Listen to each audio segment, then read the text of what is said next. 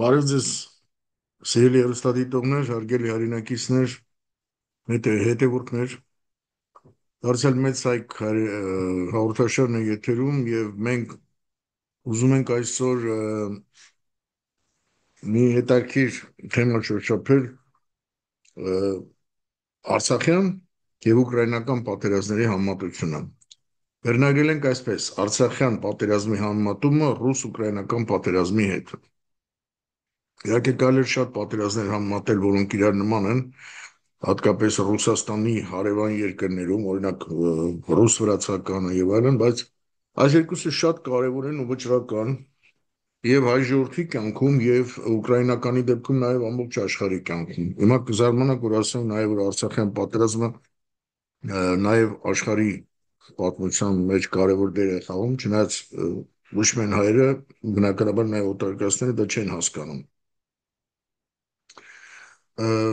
Որտեղ այդ պատերազմը ոնց որ հանդիսացավ այն տրիգերը, որը սկսեց մի process, որի արդյունքում երրորդ համաշխարհային պատերազմը սկսվեց, որի գլխավոր այսօր ռազմաբեմը հանդիսանում է Ուկրաինան, Արևելյան Եվրոպան եւ ռուս-ուկրաինական պատերազմը։ Հիմա սկսենք այն ինչ որ ասել ենք թեմայի վերնագրի համաձայն Արցախյան պատերազմի համեմատումը ռուս-ուկրաինական պատերազմի հետ։ Եվ այսպես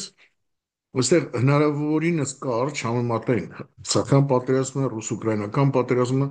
սկսելու ենք երկու պատերազմական գործողությունների անվանումների համեմատումից, բայց նախ ուզում եմ բնութագրենք Ռուսաստանը, որտեղ երկուսում է Ռուսաստանը ներգրավված է։ Այս երկրի ամբողջ պատմությունը ցույց է տալիս հետևյալը. Ռուսաստանը պատերազմ է, Ռուսաստանը ագրեսիա է, ցեղասպանություն է։ Ռուսաստանը 34 տարի ինչ պատրաստվում էր Ուկրաինայի դեմ պատերազմին։ Նա 34 տարի շարունակ պատրաստվում էր նաև Հայաստանի դեմ հիբրիդային պատերազմին։ Այսինքն ամեն տարին, որ Ուկրաինան անկախ էր եւ Հայաստանը անկախ էր, միաժամանակ Ռուսաստանը պատրաստվում էր այդ երկուսի ոչնչացումը։ Եվ այսօր ընթացող պատերազմը Ուկրաինայի դեմ եւ փաստացի ընթացող հիբրիդային պատերազմ Հայաստանի դեմ, որը ասեմ ձեզ չի դադարել, շարունակվում է տարբեր ձևերով, բայց երկուսն էլ այն գլխից ուրեմն ռուսները պատրաստում էին հենց առաջին օրվանից, երբ որ այդ երկրները անկախացել են, մյուսները եւս էս օրինակ տվեցի Վրաստանի անունը, բայց դա չի նշանակում նրանց դեմ եւս չի վարին։ Բայց մեզ, ինչպես ասի, հետաքրում են այս երկու պատերազմները, ուկրաինականն ու հայկականը։ Երբ մենք ասում ենք, որ ռուս-ուկրաինական պատերազմը մարդկության պատմության մեջ առաջին 6-րդ սերնդի պատերազմն է, որոշ մարդիկ հարցնում են, հասկանում եք, ինչու Արցախյան պատերազմը չէ կամ ուրեմն 2020 թվականի նույնպես ուրեմն 6-րդ սերնդի պատերազմ։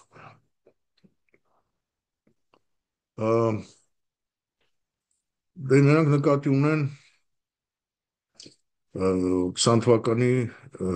Արցախյան պատերազմ եւս կիրառվել են այն պատերազմական տարրերը, զենքերը,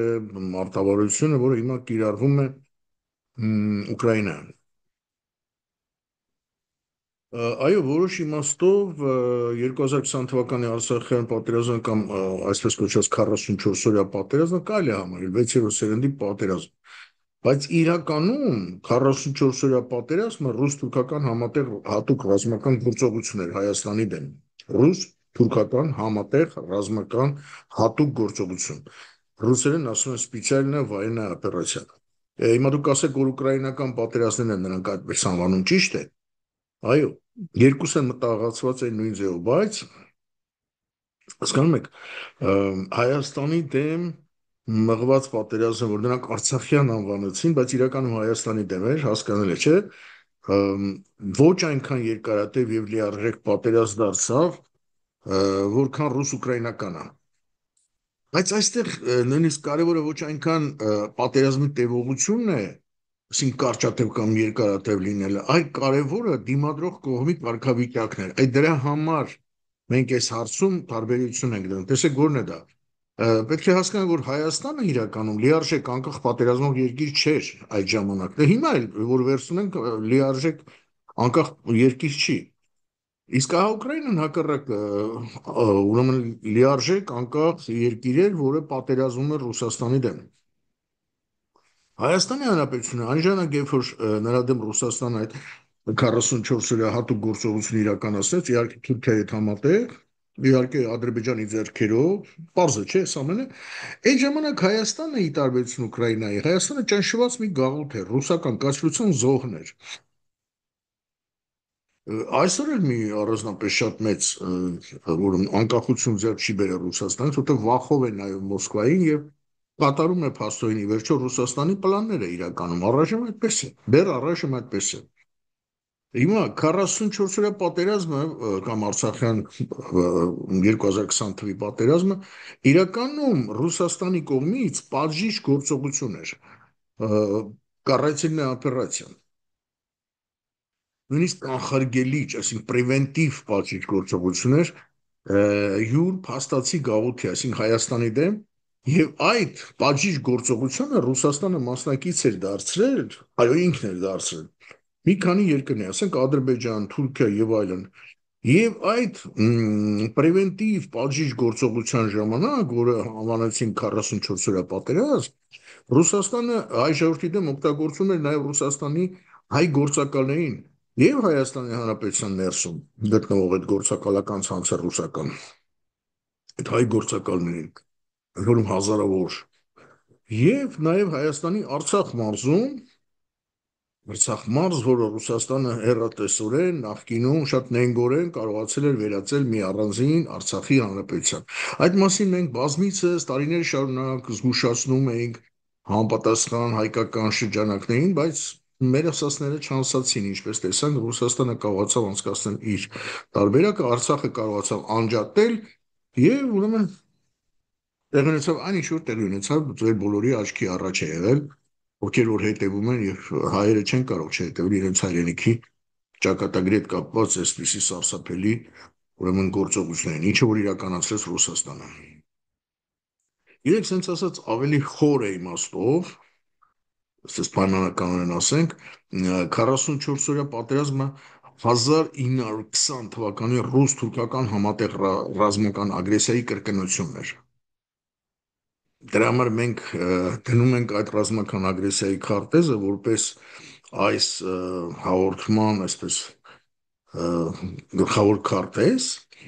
որտեղ այո 100 տարի անց կրկնվեց, նույնը կրկնվեց, անցել էր 100 տարի 1920-ից մինչև 2020 թվականը, բայց նույն թշնամիներն էին եւ նույն երկրի Հայաստանի դեմ, պարզապես 2020 թվականին, հասկանում եք, Հայաստան այլևս իրական պետություն չէր։ Կարող է զարմանալի թվալ, այո, Հայաստանը ի տարբերություն 100 տարի առաջվա 1920 թվականի Հայաստանի Հանրապետության 2020 թվականի Հայաստանի Հանրապետությունը ձևական պետություն էր, իրականում փաստորեն ռուսական գաղութ էր, բայց մի գաղութ էր, որը կարող էր ազատագրվել, շեշտում եմ, կարող էր ազատագրվել, թվում թե դրսից, թե ներսից, թե երկուստեք կարող էր ազատագրվել։ Դա մեկ այլ հարց է, բայց հենց դա, այսինքն Հայաստանի ազատագրումը թույլ չտրվեց։ Այսինքն այդ 44 օրերի նպատակը դա էր, որ հանկարծ հայկական գաղութը, Ռուսաստանի հայկական գաղութը չազատագրվի։ Այդ ազատագրումը կանխելու համար Ռուսաստանը Թուրքիայի հետ, Ադրբեջանի հետ համատեղ ուղիղ 100 տարի անց կրկին փաստացի ռազմական ագրեսիա իրականացրեց մեր երկրի Հայաստանի դեմ։ Ես ուզում եմ, որ սա լավ հասկանանք, կրկնենք, շեշտենք, հենց Հայաստանի ազատագրումը կանխելու համար Ռուսաստանը Թուրքիա եւ Ադրբեջանի հետ համատեղ ուղիղ 100 տարի անց կրկին փաստացին ռազմական ագրեսիա իրականացրեց Հայաստանի դեմ։ Եվ սա պարզը յուրաքանչյուր հայի համար, ով իսկապես գիտե եւ հասկանում է ռուս-հայկական հարաբերությունների 3 դարյա պատմությունը։ Պետք է նաեւ հասկանանք հետեւյալը. 44 օրյա Արցախյան պատերազմը գլխավոր փորձն էր, այո, գլխավոր փորձը, այն որ ասում են գեներալնա ռեպետիցիա։ Ինչի գլխավոր փորձն էր դա, ինչ երևույթի, ինչ իրադարձության։ Ուրեմն նայեք, Արցախյան պատերազմը 44 օրյա դարձավ 2022 թվականի ռուս-ուկրաինական պատերազմի գլխավոր փորձը, գեներալնա ռեպետիցիան։ Սակայն Պուտինի ուկրաինական ծրագիրը ձախողվեց։ Ուկրաինայում ռուսական հատուկ ռազմական գործողությունը, այդ SVO-ն, վերածվեց Ռուսաստանի համար երկարատև, բազմամյա, արյունալի եւ վտանգավոր պատերազմի, լիարժեք 6-րդ սերնդի պատերազմի։ Ռուսաստանը ըստ էության հայտնվեց թակարդին։ Ուկրաինան մահացու թակարդ է դարձել ռուսական կայսրության համար, որը գլխավորում է SKGB-ական ցարը Պուտինը։ Այո, Ռուսաստանը 34 տարի անցկացրեց Ուկրաինայի դեմ պատերազմի նախապատրաստումը, նա 34 տարի անցկացրեց Հայաստանի դեմ հիբրիդային պատերազմի նախապատրաստվելով, այսինքն ամբողջ անկախության ժամանակաշրջանում Հայաստանի փաստացի այսպես անվանապես անկախության, բայց փաստացի Ռուսաստանից կախվածության ամեն ինչ արեց, որ այդ կախվածությունը հնարավորինս մեծացնի ու վերջում էլ այդ Հայաստանի անկախությունը ընդհանրապես ոչնչացնի։ Նույնը վերաբերում է նաև Ուկրաինային եւ մյուս ժողովուրդներին, որոնց դեմ նա այդ իրականացրել է տարբեր ձևերով։ Եվ ուրեմն 34 տարի ռուսները անցկացրեցին հարևան այլ ժողովուրդների երկրների դեմ այլ պատերազմներ նախապատրաստելով։ Եվ դրանցից երկուսը հիմա մենք իրար ենք համեմատում։ Սակայն Ռուսաստանը խղճուկ կերպով ձախողվեց Ուկրաինայում։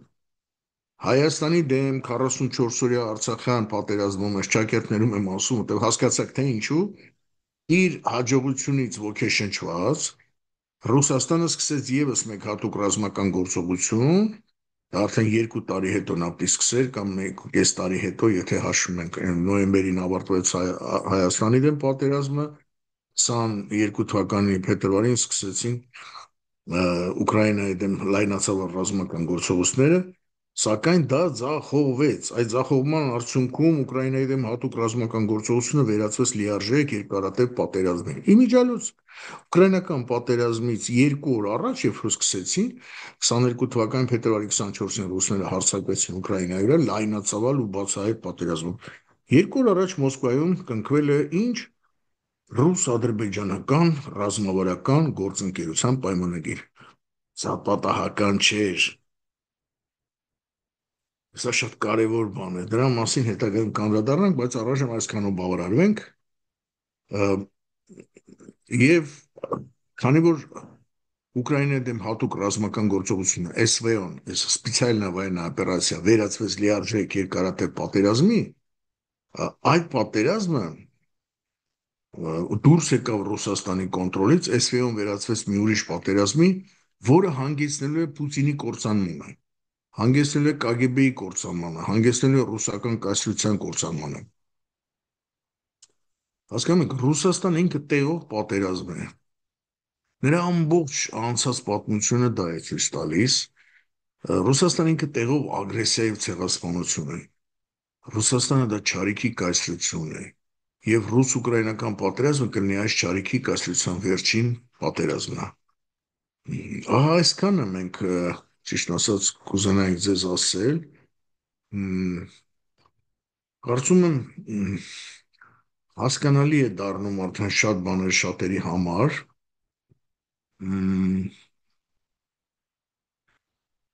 Եվ այս հասկանում եք, երկու պատերազմների համատությունը հենց թույլ է տալիս հասկանալ, թե ինչու Արցախում ռուսները իրանց այսպես պահեցին, Ուկրաինայում իրենց մոտ այսպես ստացվեց, չգիտեմ ինչ, եւ ամեն ինչ իր բացատրություններ ունի, բայց դա հասկանալու համար այս համատությունը կարծում եմ բավական օգտակար կլինի բոլորիս համար։ Ահա թե ինչու մենք նախաձեռնեցինք այս հաղորդումը, կարծում եմ չնայած կարճ, բայց բավական հասկանալի ձևով եւ բավական պարզ կերպով ուրեմն ներկայացվեց երկու պատերազմների համեմատության գլխավոր այսպես բովանդակությունը, եթե կարելի ասել, եւ դրա հիման վրա արդեն ավելի լավ կարելի է ըմբռնել այն իրավիճակը, որը ստեղծվել է այսօր Հայաստանում եւ Ուկրաինայում։ Այն իրավիճակը, որ ստեղծվել է, կարելի ասել Ռուսաստանի համար, հասկանում եք, մեր ժողովրդի մեջ դեռևս այս գիտակցում ու ցավոք դեռևս չկա, սա մեծ խնդիր է։ Հասկանում եք, հայ ժողովուրդը չի հասկանում, որ Ուկրաինան փաստորեն մեր բնական դաշնակիցն է։ Նույնիսկ այստեղ սա չի հասկացում եւ դա ձեռ է տալիս Ռուսաստանին։ Դա ձեռնտու է Ռուսաստանին, ուստի նրանք էլ շատ ուզում են, որ հանկարծ մենք այս ամենը չհասկանանք։ Իսկ մեզ ընդհակառակը ձեռք է տալիս, այսպես ձեռնտու է, որպեսզի մենք կարողանանք իրականում հասկանալ Ռուսաստանի կատարած ամբողջ այս հանցագործությունների ուրեմն պատճառները հիմա ներկայում իրավիճակը ինչ որ ստեղծվել է Ռուսաստանի հետ կապված եւ դա ինչպես կարող է ինչով կարող է ավարտվել։ Այս է խնդիրը, որի մասին ուզում էինք խոսել եւ կարծեմ հուսով եմ, որ հասկանալի դարձավ շատերին, եթե մինչև այժմ չէին հասկանում կամ կիսատ պռատ էին հասկանում։ Այսքանով եկեք առայժմ բավարարվենք։ Մաղթում եմ ամենայն բարիք, մեր հայրենիքին էլ ազատագրում Ռուսաստանի կայսրությունից, որին շատ կնպաստի Ուկրաինայի հաղթանակը, մեծապես կնպաստի Ռուսաստանի դեմ տարած հաղթանակը եւ Ռուսաստանը որպես ռուս-թուրքական դաշինքի առաջի գիծ, եթե հայ ժողովուրդը կարողանա ճեղքել այս պաշտպանության առաջի գիծը այս իր թշնամիների, ապա վերջապես կհասնի երկրորդ եւ երրորդ գծերին, որտեղ Թուրքիա եւ Ադրբեջանը ինչքան մենք փորձել ենք նրանց դեմ հարցեր լուծել, առաջերտին Ռուսաստանի շնորհիվ են փրկվել։ Առաջին հերթին Ռուսաստանի համարյա 200 տարի շարունակ ռուսները ամեն ինչ արել են, որ Թուրքիան ողջ մնա, հետագայում երբ որ ստեղծվել է Ադրբեջանը, իսկ իրենք մեծ դեր են խաղացել դրանում, ահավոր մեծ դեր են խաղացել Թուրքիայի հետ միասին գլխավոր դերը Ռուսաստանն ու Թուրքիան են խաղացել, Ադրբեջանի եւս սկսել են փրկել, նախ մեծացրել են, հզորացրել, այդ բոլորը մեր հաշվին, մեր հողերի հաշվին, մեր պատմության հաշվին, մեր մշակույթի հաշվին եւ այլն, մեր գենետիկայի հաշվին, ասեմ ձեզ, հայ ժողովրդի տաղանդի ու աշխատասիրության հաշվին։ Եվ այդ Ադրբեջանը սարքել են փոքրիկ Թուրքիա, մասը Ռուսաստանի ենթակա,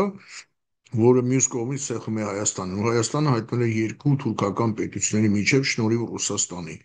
Եվ Ադրբեջանին էլ հարկ եղած դեպքում հենց իրենք են փրկել։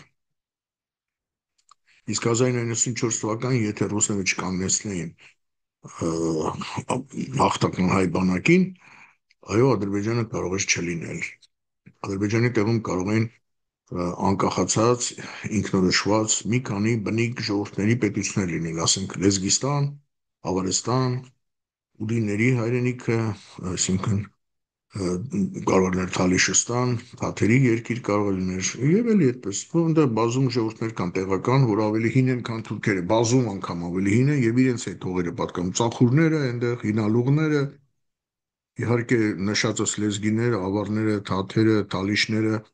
եւ այլն։ Այս բոլորը կունենային իրենց փոքրիկ պետություններ, փոքր մեծ կարևոր չի, բայց Հայաստանի հետ երևի դաշնակից ժողովրդավարական